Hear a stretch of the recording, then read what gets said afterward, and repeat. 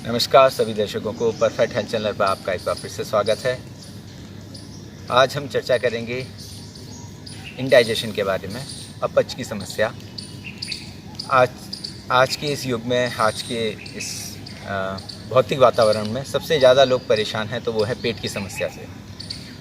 मैं जहाँ तक, मेरे से भी बहुत से लोग आके मिलते हैं, ज़्यादातर लोग परेशान रहते हैं कब्ज से, कॉन्स्टिपेशन से, गैस्ट्रिक प्रॉब्लम से और एसिडिटी की प्रॉब्लम से। तो ये तीनों अलग अलग प्रॉब्लम नहीं है, ये सारी एक ही वजह से हैं, वो है हमारा पेट। इस पेट की वजह से ही ये तीनों समस्याएं होती हैं, चाहे वो गैस की है, चाहे एसिडिटी है, चाहे कॉन्स्टिपेशन है। तो हम देखेंगे कि इसको हम योग से किस प्रकार दूर कर सकते हैं। तो आइए हम सीखते हैं योग के ऐसे कौन कौन से अभ्यास हैं जो आपके डाइजेस्टिव सिस्टम को, यानी कि पाचन तंत्र को दुरुस्त करते हैं। तो सबसे पहले प्राणायाम हम बताएंगे आपको, जो डाइजेशन के लिए सबसे अच्छे हैं। सबसे पहला प्राणायाम जो डाइजेशन के लिए सबसे महत्वपूर्ण है वो है कपालभाति प्राणायाम। इसमें सांसों को बाहर छोड़ते हैं और पेट झटके से हमारा भीतर की ओर जाता है।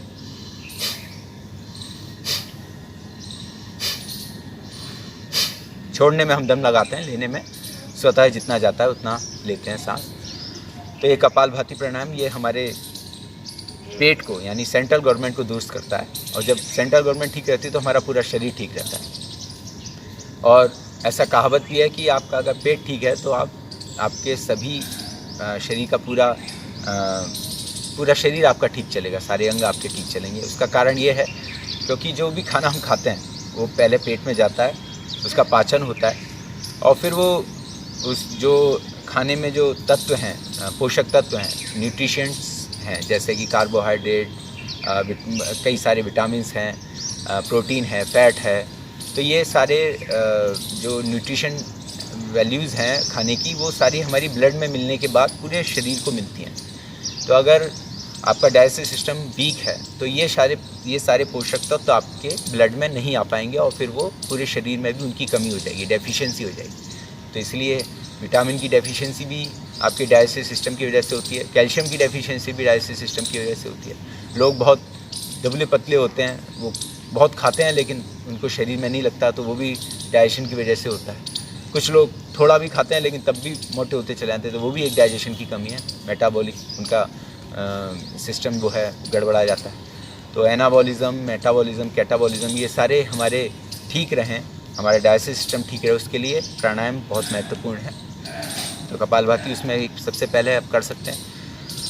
अब एक दूसरी बात ये तो रहा, क्योंकि पहले हमारा शरीर बहुत चलता था, हमारे जो काम होते थे खेत के या घरों के भी ऐसे काम होते थे जिससे कि हमारे पेट के सारे अंग हमारे इस्तेमाल हो जाते थे।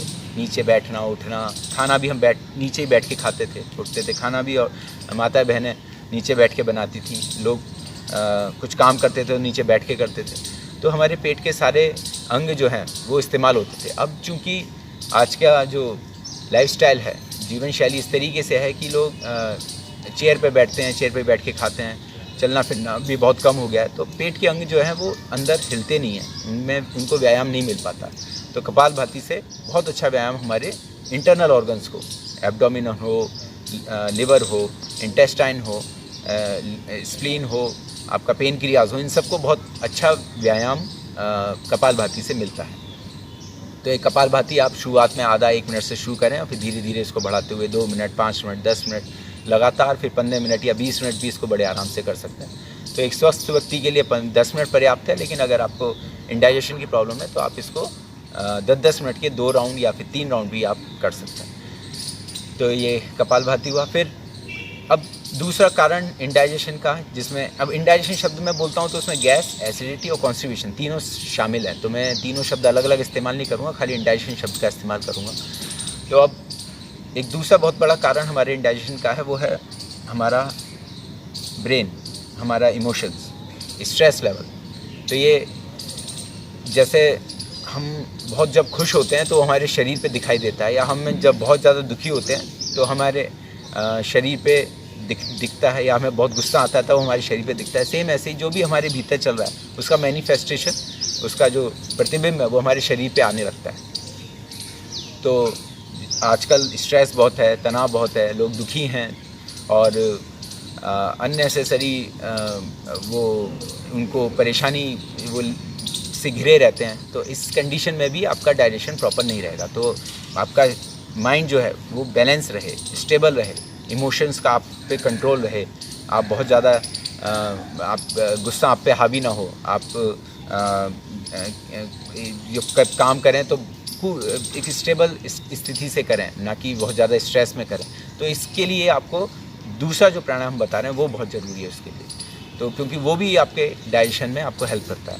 कई बार लोग मेरे से आते हैं, कहते हैं जी हमें कॉन्स्टिपेशन है, और वो दुनिया भर की दवाइयाँ खाते रहते हैं, लेकिन उनका कॉन्स्टिपेशन दूर नहीं होता है, क्योंकि उनकी जो प्रॉब्लम है वो यहाँ नहीं है, उनकी प्रॉब्लम यहाँ है, क्योंकि वो स्ट्रेस में रहते हैं, तनाव में रहते हैं, बहुत ज़्यादा आपाधापी में रहते हैं। तो वो जब बेचैन रहेंगे अंदर से, तब भी हमारा पेट जो है डिस्टर्ब रहेगा। तो माइंड हमारा जो सॉफ्टवेयर है वो ठीक रहे, उसके लिए आप अनुलोम विलोम प्राणायाम भी कीजिए।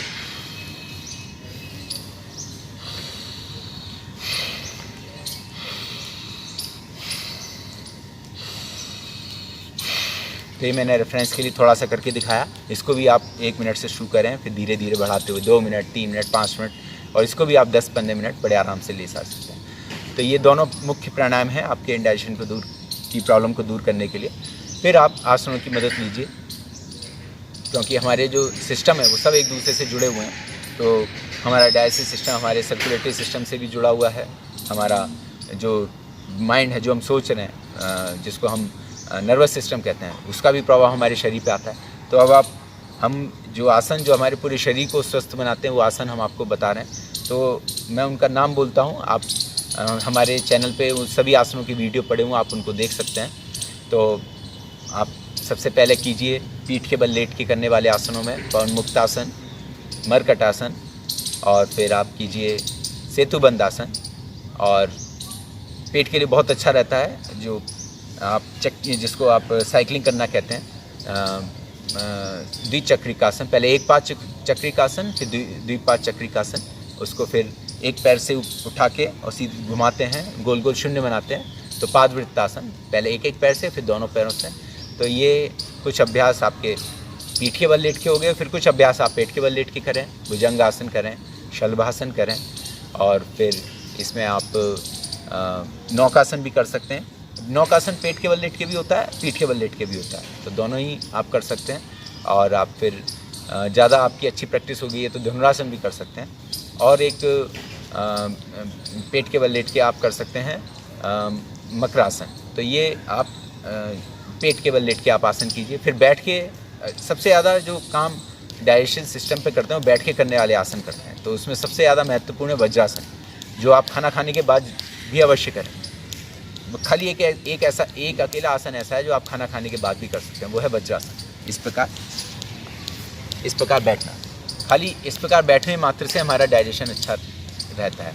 तो ये आप खाना खाने के बाद ज़रूर करें। ये आधा मिनट बैठें या 1 मिनट बैठें या 2 मिनट बैठें, कम से कम 5 मिनट तो बैठना चाहिए, लेकिन शुरुआत में आप जितनी देर बैठना उतनी देर बैठें। बैठ के करने वाले आसनों में बहुत ही अच्छा रहता है पेट के लिए मंडूकासन, वक्रासन, और फिर आप करें शशकासन। ऐसे हाथ उठाएं और सामने की ओर से झुक जाएं। तो और फिर गौमुखासन, ये भी आप कर सकते हैं। और उसके बाद आप फिर कुछ आसन खड़े होकर भी कर सकते हैं, ताड़ासन, फिर साइड बेंडिंग में आपका कटी चक्रासन, और फिर आप वृक्षासन। इस प्रकार ये आसन आप इस प्रॉब्लम के लिए कर सकते हैं। और फिर आपकी जब प्रैक्टिस हो जाए तो आप सूर्य नमस्कार भी कर सकते हैं। तो ये योगाभ्यास आप अवश्य कीजिए। डाइजेशन में हमारा खान पान कैसा है ये भी बहुत महत्वपूर्ण है। तो ऐसी चीज़ें खाएं जो सुपाच्य हों, जो आसानी से आप पचा सकें। तो भारी जो भोज्य पदार्थ हैं जो बहुत देर में पचते हैं वो आप अवॉइड कीजिए, और जो बहुत चिपचिपे पदार्थ हैं जो आपकी आंतों में चिपक जाते हैं उनको भी आप अवॉइड कीजिए। जैसे मैदा है, बहुत ज़्यादा आप वैसी चीज़ें, फैट वाली चीज़ें, तलवी चीज़ें जो आप खाते हैं वो भी आपके डाइजेशन को ख़राब करती हैं। लेकिन हाँ, जो नेचुरल चीज़ें हैं वो आपके डाइजेशन के लिए अच्छी रहती हैं, जैसे फ्रूट्स हैं, सलाद हैं। तो जितनी भी तलवी चीज़ें उनको अवॉइड कीजिए, मैदे वाली चीज़ों को अवॉइड कीजिए। ब्रेड है, बिस्किट हैं, या पिज़्ज़ा, बर्गर, ऐसी चीज़ें, हॉट डॉग, ये सब इनको अवॉइड कीजिए। चाउमीन है, इनको अवॉइड कीजिए। और रोटियां भी खाएं तो उसमें चोकर मिला के खाइए, क्योंकि कॉन्स्टिपेशन में क्या होता है, फाइबर की कमी की वजह से भी कॉन्स्टिपेशन होता है। तो आप फाइबर उसमें ज़्यादा रहे इसके लिए आप आटे में अलग से चोकर भी मिला सकते हैं, या बिना छाने आटे की रोटियां खाइए, या फिर मिक्स अनाज की, उसमें बाजरा, मक्का, चना, जौ, गेहूँ, ये सारा मिला के आप रोटियां बना के खाइए। और उसमें दालों में भी आप मिक्स दाल ले सकते हैं। और सब्जियों में आप घिया जो है वो सबसे अच्छी रहती है कॉन्स्टिपेशन के लिए भी, डाइजेशन के लिए। तो घिया की सब्ज़ी ज़्यादा खाइए, उसका जूस भी पी सकते हैं आप। और गाजर, खीरा, टमाटर, ये कच्चे आप खा सकते हैं। जितना आप कच्ची सब्जियां ज़्यादा खाएंगे उतना ही आपको फ़ायदा मिलेगा। कॉन्स्टिपेशन के लिए पपीता बहुत अच्छा रहता है, सेब, पपीता, ये आप कॉन्स्टिपेशन में ले सकते हैं। चीकू।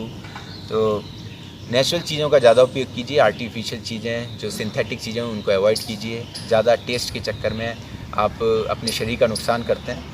तो आप जो सुपाच्य है, आयुर्वेद के अनुसार जो हितकर है, ऋतु के अनुसार भोजन कीजिए, मिताहारी और ऋतु के अनुसार आप भोजन करें, और देखेंगे कि आप कुछ दिनों में आपका जो डाइजेशन है वो बिल्कुल ठीक हो गया, ना गैस बनेगी आपको, ना एसिडिटी, ना ही कॉन्स्टिपेशन, और आप बिल्कुल स्वस्थ हो जाएंगे। तो इसी के साथ आज हम इस वीडियो को समाप्त करते हैं। आप सभी ने मेरे को सुना, इसके लिए बहुत बहुत धन्यवाद। आपको अगर वीडियो पसंद आए तो आप औरों को शेयर कीजिए, अपने दोस्तों को भी शेयर कीजिए, वीडियो को लाइक कीजिए और फिर सब्सक्राइब भी कीजिए। आप सभी का बहुत बहुत धन्यवाद।